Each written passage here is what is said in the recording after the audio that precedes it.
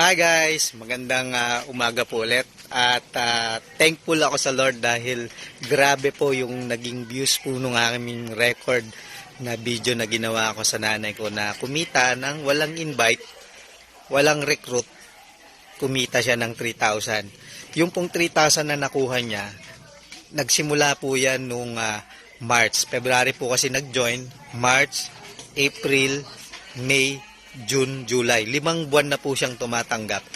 Pero yung pinakamalaki niya, habang kasi tumatagal ka rito, nagsimula siya sa 9.75, ganyan. Tapos, naging 20, naging 30, naging 50, hanggang naging $57.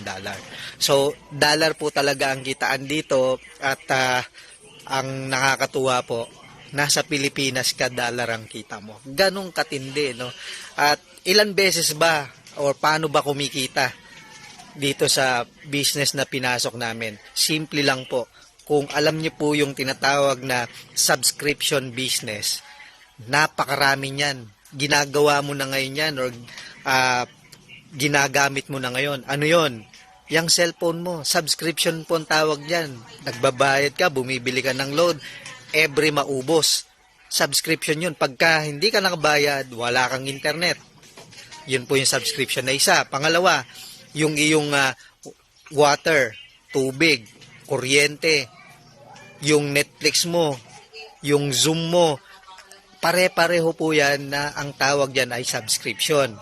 Ang kagandahan po nitong pinasok namin ng pamilya ko, pamilya na, even may bunso.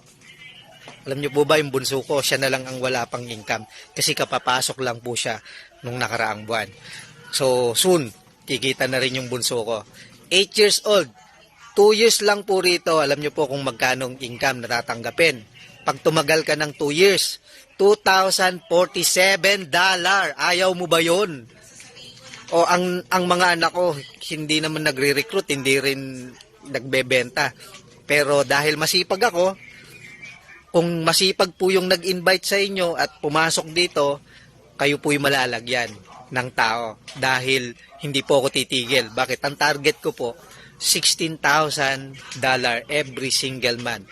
2 years. 2 years po ako magbabayad ng $580 every month. Ba't naman ang tagal? Bakit? Gano'n ka na ba katagal nagbabayad ng kuryente mo? May binabalik ba? Wala. Nagbabayad ka ba ng tubig mo? Wala naman binabalik. Ang tagal na. Ilang taon ka na ngayon? 60? Senior citizen? Di ba wala naman binabalik? Kaya guys, subukan mo to. Gawin mo. Promise, kikita ka rito.